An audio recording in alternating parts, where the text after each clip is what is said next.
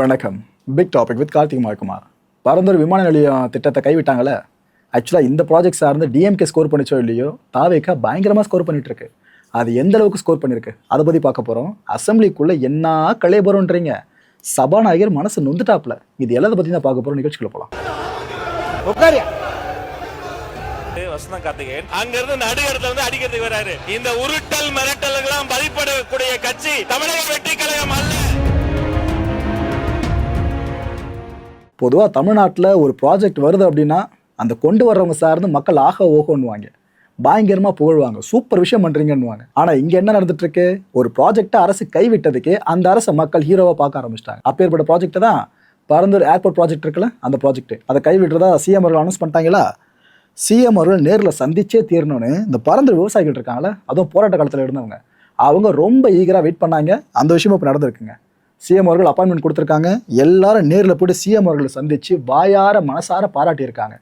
பச்சை சால்வெல்லாம் போட்டு அவருக்குன்னு அப்படியே அவர் அந்த சால்வை கழட்டில் அப்படியே அமர்ந்து பேசிக்கிட்டு இருக்காரு. அதுலேயே ஃபுல்லாக ரொம்ப சந்தோஷம் அவங்க முகத்தில் தெரிஞ்சுது. சிஎம் கிட்ட அந்தளவுக்கு எல்லாம் அளவலாகினாங்க அந்த இடத்துல. அண்ட் இந்த திட்டத்தை கைவிட சொல்லி உதயநிதி அவர்களை சந்திக்கிறதுக்கு நாங்கள் வாய்ப்பு கேட்டோங்க. ஆனால் கடைசியருக்கு அந்த வாய்ப்பே கொடுக்கல.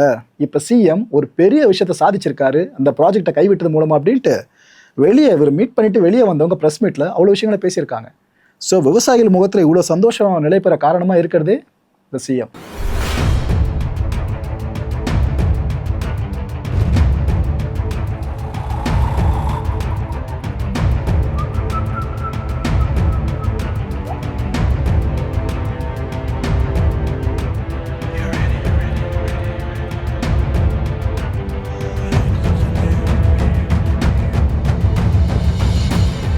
வெளியில் ஃபுல்லாக அம்பிமாரி போயிட்டு இருக்காங்களா, உள்ளுக்குள்ளே அந்நியனா விஸ்வரூபம் சட்டப்பேரவைக்குள்ளே. ஆக்சுவலாக துரந்தர் படம் பார்த்துருப்பீங்க.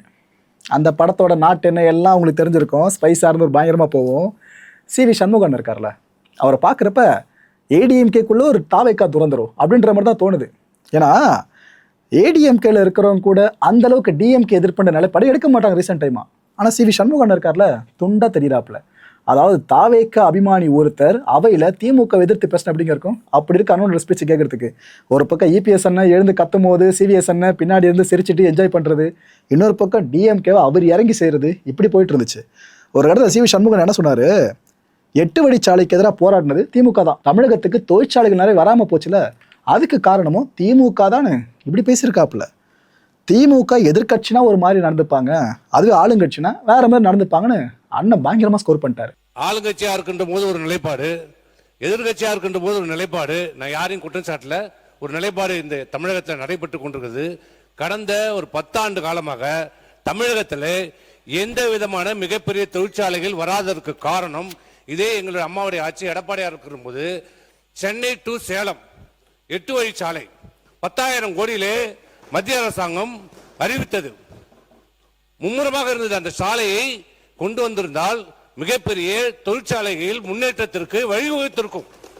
ஆனால் இன்றைக்கு எதிர்கட்சியாக இருக்கிறவர்கள் அன்றைக்கு எதிர்கட்சியாக இருந்த போது அது விவசாயிகள் பாதிக்கப்படுகிறார்கள், விவசாயிகள் பாதிக்கக்கூடாது, அந்த 8 வழிச்சாலை வரக்கூடாது என்று மிகப்பெரிய போராட்டம் நடத்தி அந்த 8 வழிச்சாலையை கைவிடப்பட்டது.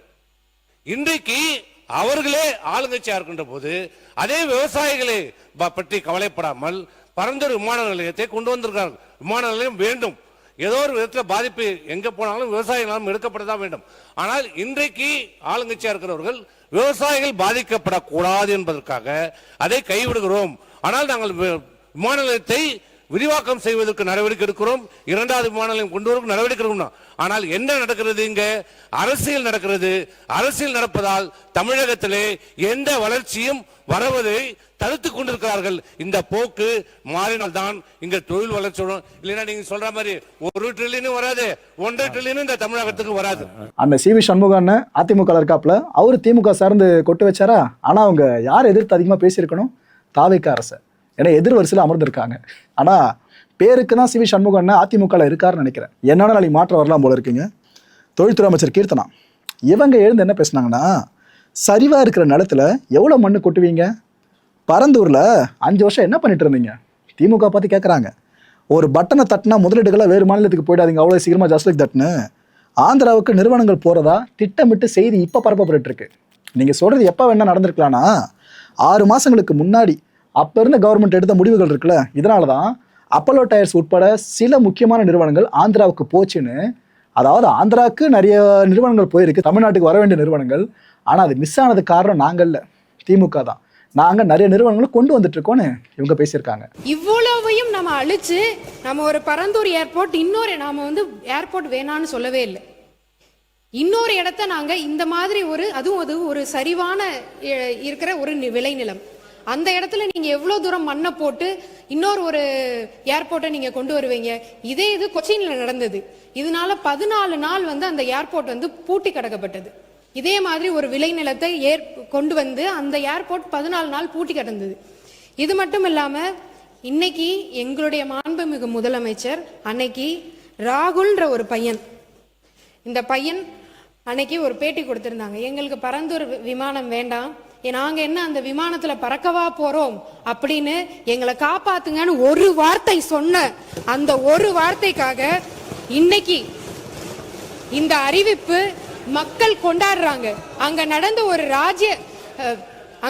ஒரு ரீசன்ட் லோக்கல் பாடி மீட்டிங்ல விஜய் ரோடு அப்படின்னு சொல்லி நாங்க வைக்க போறோம்னு அறிக்கையே அவங்க வந்து இன்னைக்கு விட்டுருக்காங்க. மக்கள் அத்தனை பேரும். இதனால விவசாயிகளோட வாழ்வாதாரம் பாதிக்கப்படும், 1500 நீர்நிலைகள் பாதிக்கப்படும், 1000 குடும்பங்கள் இடம்பெயரணும். இதையெல்லாம் கன்சிடர் பண்ணாம ஒரு ஏர்போர்ட்டை நம்ம எப்படி அங்க கொண்டு வர முடியும்? இதை தவிர இன்னொரு வந்து கேட்டிருந்தாரு. நான் ஒரே ஒரு கேள்வி கேட்கிறேன். சென்னை ஏர்போர்ட் மீனம்பாக்கம் ஏன் நீங்க 5 வருடம் கிடப்புல போட்டு வச்சிருந்தீங்க? மேல இருந்து சென்ட்ரல் கவர்மெண்ட் உங்களுக்கு அன்னைக்கே அப்ரூவல் கொடுத்திருந்தாங்க, நீங்க ஏன் 5 வருஷம் அதை சும்மாவே வச்சிருந்தீங்க? உங்களுக்கே தெரியும் பரந்தூர் ஏர்போர்ட் வந்ததுன்னா இன்னும் 5 வருஷம் ஆகும்னு. ஆனா அதை எக்ஸ்பேன்ஷன் அன்னைக்கே பண்ணியிருந்திருக்கலாம். அதுக்கான சென்ட்ரல் கவர்மெண்ட் அதுக்கான அப்ரூவலும் கொடுத்தாங்க. என்ன நோக்கத்துக்காக நீங்க இதை வந்து ஸ்டாப் பண்ணி வச்சிருந்தீங்க? உங்களோட மனசாட்சியை நீங்களே கேட்டுக்கோங்க. நீங்க பேசுங்க, தொடர்ந்து பேசி முடிங்க. நீங்க பேசுங்க, உட்காருங்க. அவங்க பேசி முடிக்கல. இது மட்டும் இல்லாம இன்னைக்கு வந்து சொல்றாங்க இதனால வந்து தொழிலே வந்து பாதிக்கப்படும் தமிழ்நாட்டில். அப்ப 49% எலக்ட்ரானிக் எக்ஸ்போர்ட் வந்து இன்னைக்கு பரந்தூர் ஏர்போர்ட்டை நம்பி தான் இன்னைக்கு போய்கிட்டு இருக்கா. 41% எலக்ட்ரானிக்ஸ் எக்ஸ்போர்ட் இன்னைக்கு போர்ட் மூலமாவும் ஏர் கார்கோ மூலமாவும் சென்னை ஏர்போர்ட் மூலமா தான் அனுப்பிச்சிட்டு இருக்கோம். நாம வந்து இன்னைக்குமே எதையுமே நம்ம சொல்லவே இல்லை. எங்களுக்கு ஏர்போர்ட் வேணும், 2வது ஏர்போர்ட் வேணும். எக்ஸ்பேன்ஷனுமே உள்ள இருக்கிற காரிடோர்லே தான் வரப்போகுது அந்த எக்ஸ்பேன்ஷன். ஏதோ அவர் சொல்றாரு எதையோ இடிச்சிட்டு நம்ம வந்து ரன்வே பண்ண போறோம்னு. அப்படியெல்லாம் கிடையவே கிடையாது. அதுக்காக ஏர்போர்ட் அத்தாரிட்டி இந்தியா வந்து ஏற்கனவே வந்து T5 முனையத்தின் பயணிகள் முனையம் வந்து உத்தேசிக்கப்பட்டிருக்கு. அதே மாதிரி T5 முனையத்தின் புறவழி சாலை, தாம்பரம் மதுரவாயில் சாலை அமைக்க மாநில அரசின் அனுமதியும் ஒத்துழைப்பும் கோரி உள்ளது. நெக்ஸ்ட் 10 வருஷத்துக்கு இது வந்து நம்மளுக்கு கண்டிப்பா ஒரு இது இருக்கும். அதே மாதிரி அடுத்து செகண்ட் ஏர்போர்ட் மக்கள் பாதிக்கப்படாம, விவசாய நிலங்கள் பாதிக்கப்படாம, அதே மாதிரி சிப்காட்டும் அதே மாதிரி இருக்கிற மக்கள் பாதிக்கப்படாம, விளைநிலங்கள் பாதிக்கப்படாம, அப்படி இருக்கிற நிலங்கள் மட்டும்தான் கையகப்படுத்தப்படும். சிறுபான்மையினர், குறிப்பா இஸ்லாமியர்கள், இவங்களோட ஆதரவு டிஎம்கேக்கு நிறைய இருந்துச்சு தாவேக்கா அரசியல் என்ட்ரி கொடுக்குற வரைக்கும்.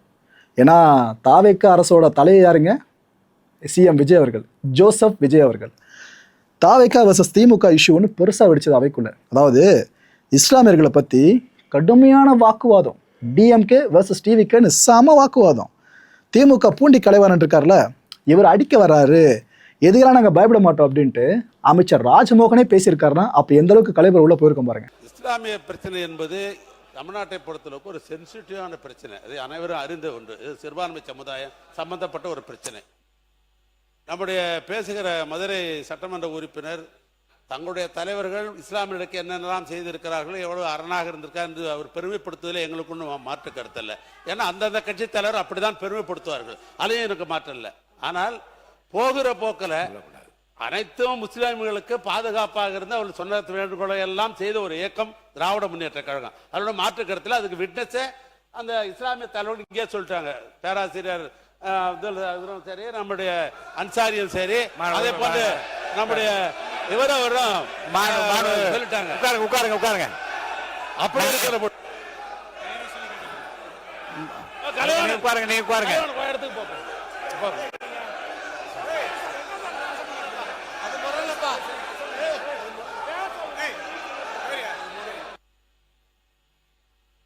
பேசுறேன், உட்காருங்க உட்காருங்க, நீ உட்காருங்க, நான் பேசுறேன், உட்காருங்க உட்காருங்க, நான் பேசுறேன், உட்காருங்க உட்காருங்க உட்காருங்க உட்காருங்க உட்காருங்க உட்காருங்க, நான் பேசுறேன், உட்காருங்க. ஏனுங்க மாணவர் உட்காருங்க, நீங்க உட்காருங்க உட்காருங்க உட்காருங்க உட்காருங்க உட்காருங்க உட்காருங்க உட்காருங்க உட்காருங்க. என்ன இருங்க இருங்க இருங்க, உட்காருங்க உட்காருங்க உட்காருங்க உட்காருங்க, எல்லாம் உட்காருங்க, எல்லாம் உட்காருங்க உட்காருங்க உட்காருங்க. முதல்ல மாணவர் பள்ளிக்கல்வித்துறை அமைச்சர், இது நாம ஏத்துக்கொள்ளவே கூடாது. அது கொரோனாலாம் யோசிக்கணும். இப்ப என்ன நடந்தது கேமரால காட்டினாங்களா தெரியல. அவரு மாண்புமிகு சட்டமன்ற உறுப்பினர் தான் இடத்தை விட்டு வசந்தம் கார்த்திகேயன் அடிக்கிறதுக்கு பாஞ்சு வந்து ஏவா வேலுன்னா கட்டி பிடிச்சு அணை கட்டி தடுக்கிறார். மதிப்பிற்குரிய பூண்டி கலைவாணன் அண்ணன் அங்க இருந்து நடு இடத்துல வந்து அடிக்கிறதுக்கு வராரு. இந்த உருட்டல் மிரட்டல்களாம் பதிப்படக்கூடிய கட்சி தமிழக வெற்றி கழகம் அல்ல. இது போன்ற அநாகரிகமாக நாகரிகமற்று உருட்டுறது மிரட்டுறதுனாலதான் தமிழக மக்கள் தகுந்த தீர்வு கொடுத்து அங்க உட்கார வச்சிருக்காங்க. தொடர்ந்து நான் பாத்துக்கிட்டே இருக்கிறேன். இந்த வேலை எங்க கிட்ட நடக்காது. ஒண்ணு, சபாநாயகருக்கு ஒரு மதிப்பு இருக்கு, சபாநாயகருக்கு ஒரு கண்ணியம் இருக்கு. அவர் எழுந்தா அனைவரும் அமரணும். இப்பவும் இதேதான், இப்பவும் அதேதான். உட்காருங்க, உட்கார்ந்து பேசுங்க, உட்காருங்க, உட்கார்ந்து பேசுங்க. அவர் சபாநாயகர் ஒரு கண்ணியமிக்க பதவி, கொரோனா ஒரு முக்கியமான பதவி. இப்பவும் பாருங்க, எழுந்து நின்று உரிமையில பேசுவது இதெல்லாம் நாகரிகம் கிடையாது. இதெல்லாம் கத்துக் கொடுத்தாங்களா அவங்க தலைவர்கள்? அண்ணன் ஏவா வேலு எனக்கு தெரிஞ்சு ஸ்டாலின் அவர்களை ரொம்ப மிஸ் பண்றாங்கன்னு நினைக்கிறேன். அண்ணன் என்ன சொல்றாப்புல, நாங்க என்ன மரம் கட்டிக்கலாம், அவையில எப்படி நடத்தணும் முறை இருக்குல்ல, அப்படி நடந்துக்கலாம் அப்படின்ட்டு டிவிகே அமைச்சர்களுக்கு கிளாஸ் எடுக்க ஆரம்பிச்சிட்டார். இன்னொரு பக்கம் அமைச்சர் ராஜ்மோகன் எழுந்து என்ன சொல்லிட்டாப்புல, ஏங்க இந்த கிளாஸை திரும்ப நீங்க உங்க ஆட்களுக்கு எடுங்க, எங்களுக்கு எடுக்காதீங்க. கொஞ்சம் கூட சபை மரபு இல்லாம இப்படிதான் செயல்பட்டது நீங்க, எங்களுக்கு நீங்க கிளாஸ் எடுக்கிறீங்களான்னு அவர் ஒரு பக்கம். பொதுவாக பொதுப்பணித்துறை அமைச்சர் அவர்கள் தான் எப்பொழுது பார்த்தாலும் அரசியல் ரீதியாக உள்நோக்கத்தோடு நீங்கள் பேசுறீங்களே ஒழிய நாங்க என்ன உள்நோக்கத்தோட பேசுறோம், சம்பந்தப்பட்டதான பேசிக் கொண்டிருக்கிறோம். ஆக பிரச்சனைகள் என்று வருகிற பொழுது அங்க எல்லாரும் எழுந்திருக்கிற போது எங்காலுங்க என்ன மரக்கட்டையா உட்கார்ந்து இருக்க முடியும்? உணர்வு வரதானே செய்யும், இல்ல உணர்வு வரதானே செய்யும். அதனால இன்னும் சொல்ல போனால் இந்த சபையை நடத்துவதற்கு உங்களுக்கு முழுமையாக ஒத்துழைக்க வேண்டிய ஆளுங்கட்சி தான். நாங்க கேள்வி கேட்போம், வரவேற்று தான் கேள்வி கேட்போம். கேள்வி கேட்கறது வராத போற்றி போற்றி சொல்றதுக்காக நாங்க வந்திருக்கிறோம். நாங்க சொல்லுகிற குற்றச்சாட்டாக இருந்தாலும் சரி, அல்லது எங்களுக்கு கேள்வியாக இருந்தாலும் சரி, அல்லது வேண்டுகோளாக இருந்தாலும் சரி, அதற்கு பதில் சொல்ல வேண்டிய கடமை ஆளுங்கட்சிக்கு உண்டு, அமைச்சர்களுக்கு உண்டு.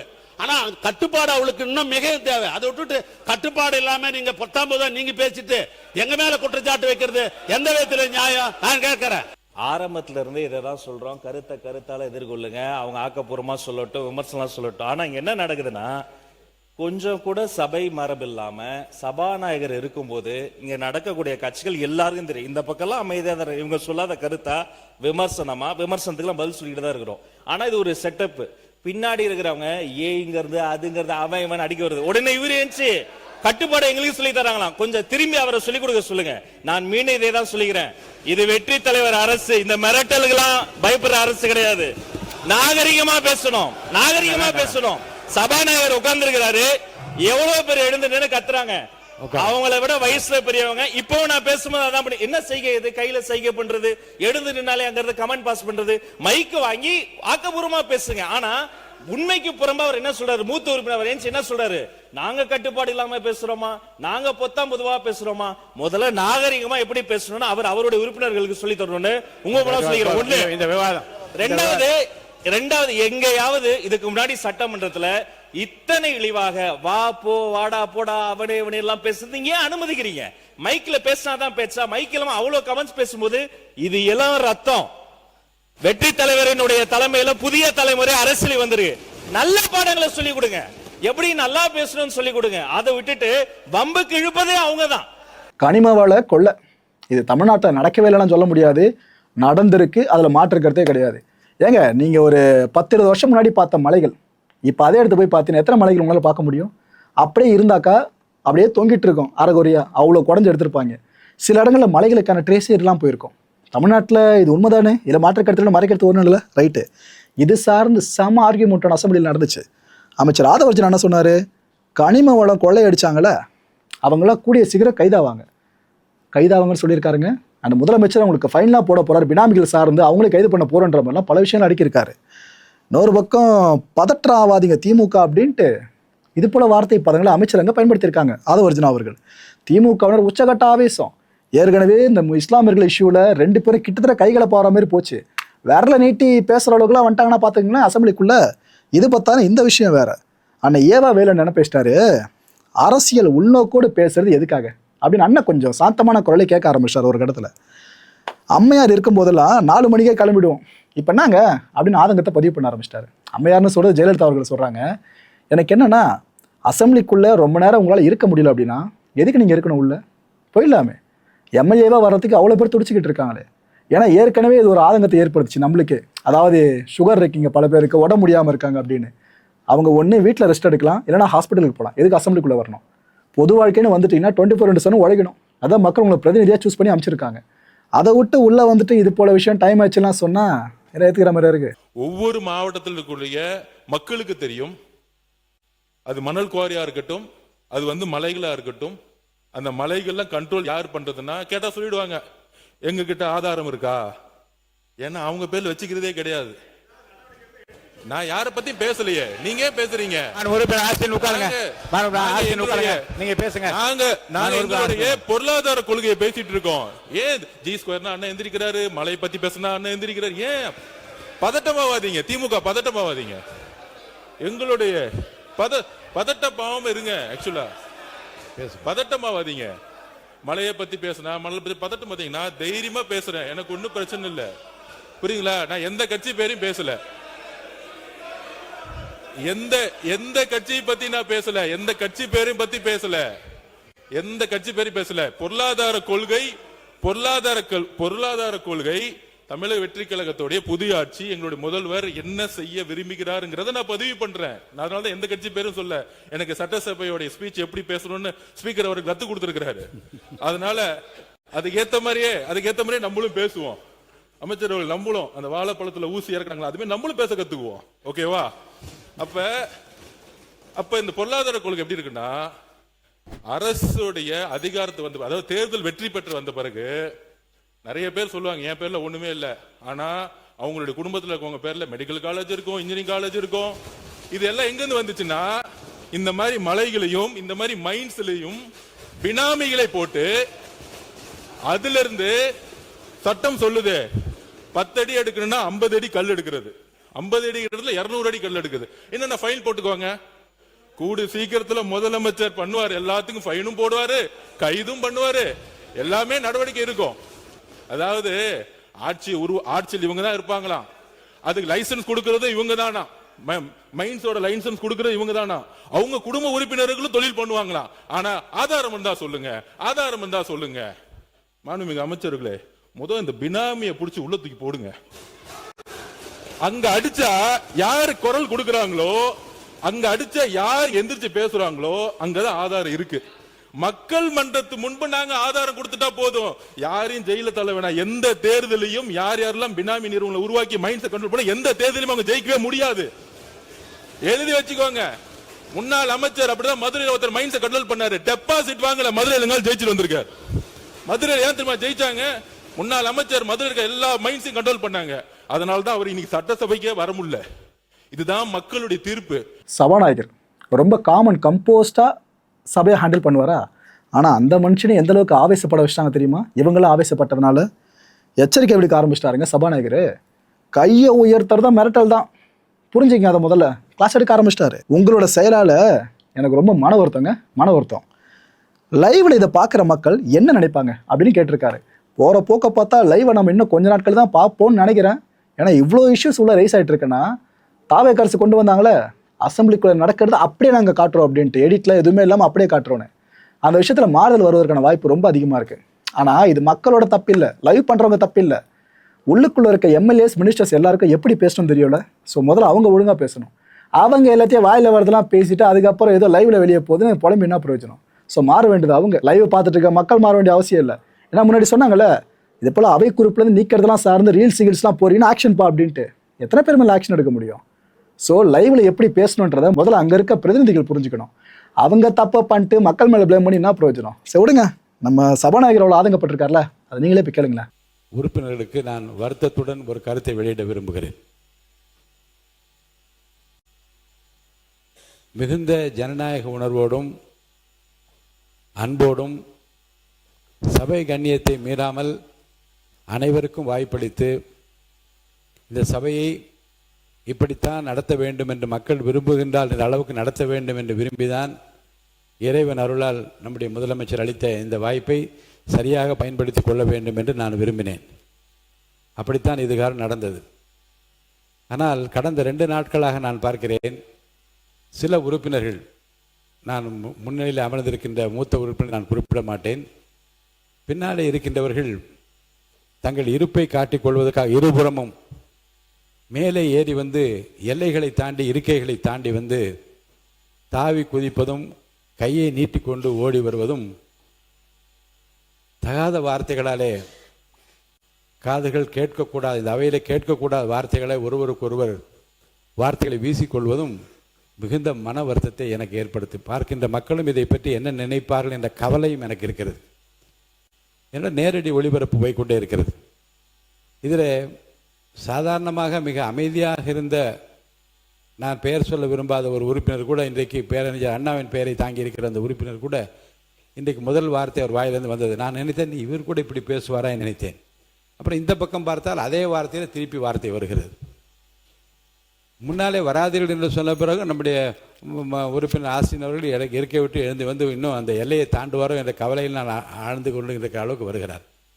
நான் எதை சாதிக்கப் போகிறோம், எதை நோக்கி இது போய்கொண்டிருக்கிறது, எண்ணத்தையும் உங்களுக்குள்ளே நீங்கள் வைத்துக் கொள்ள வேண்டும் என்று நான் கேட்டுக்கொள்கிறேன். இது முறை அல்ல. என்னை பொறுத்த வரைக்கும் யாரையும் இந்த அவையை விட்டு இந்த பேரவைத் தலைவர் அனுப்பினார் என்கின்ற அந்த வருத்தத்திற்குரிய செய்கைக்கு நான் ஆட்பட்டு விடக்கூடாதே என்று கவலையில் சொல்கிறேன். யாரையும் வெளியேற்றுவது என்னுடைய நோக்கம் அல்ல. அப்படி வெளியேற்றப்படுவதை நியாயப்படுத்தி பேச வேண்டிய நிலைமை எனக்கு உருவாக்கக்கூடாது என்று தான் நினைக்கிறேன். ஆனால் இந்த சபையினுடைய மாண்பும் பார்த்து கொண்டிருக்கிற மக்களும் மற்ற சக உறுப்பினர்கள் நம்மை பற்றி என்ன நினைப்பார்கள், இதையும் கட்டுப்பாடு இல்லாமல் போக அனுமதித்தால் அப்புறம் இந்த அவையை யார் தான் கட்டுப்படுத்துவது என்ற கவலை எனக்கு வந்திருக்கிறது. நான் மீண்டும் சொல்கிறேன், இந்த அவை மரபையும் கண்ணியத்தையும் கௌரவத்தையும் காப்பாற்ற வேண்டிய பொறுப்பு ஆளுங்கட்சிக்கு இருக்கிறது, எதிர்கட்சிக்கு இருக்கிறது. பேரவைக்கு வெளியே இந்த டேர்ம் அதிகமாக எதிரொலிச்சிருக்கோம். பேரவைக்குள்ளே எதிரொலிச்சு கேள்விப்பட்டிருக்கீங்களா? இப்போ நடந்திருக்கு. ஆனால் சும்மா சொல்லக்கூடாது, ஃபர்ஸ்ட் ஸ்பீச் தான் பெஸ்ட்டாக கொடுத்துருக்காங்கன்னு சொல்லலாம். தாவேக்கா எம்எல்ஏவான சத்யா அவர்கள் இவங்க என்ன சொல்கிறாங்க, நாங்கள் அணில் கூட்டமா, why bro is very very wrong bro அப்படின்ட்டு அப்படி பேச ஆரம்பிச்சிருக்காங்க. இதுக்கப்புறம் அவங்க பேசின விஷயங்கள் இருக்கு, ஸ்கோர் பண்ணிட்டாங்க. இன்னொரு பக்கம் காங்கிரஸோட தாரகை அவர்கள் அவங்க என்ன சொன்னாங்க, திருப்பூர் தூதரா சிஎம் அவர்கள் மட்டும் செயல்பட்டார் அப்படின்னா உலக அளவில் அதோட மதிப்பு உயரும்னு சொல்லியிருக்காங்க. உண்மைதான். ஆனால் திருப்பூருக்கு மட்டும் ஒட்டுமொத்த தமிழ்நாடு சார்ந்து அவர் அம்பாசிடர் செயல்பட்டா இன்னும் பயணமா உயரல. ஒன்னா சேர்த்து பார்ப்போமே. எங்களை தேர்தல் சமயத்துல ஒரு கூட்டம் சொன்னாங்க, அணில் கூட்டம் என்று. அணில் கூட்டமா? What bro, it's very very wrong bro. நாங்க கரண்ட் ஒயரை கட் பண்ற அணில்கள் கிடையாதுங்க.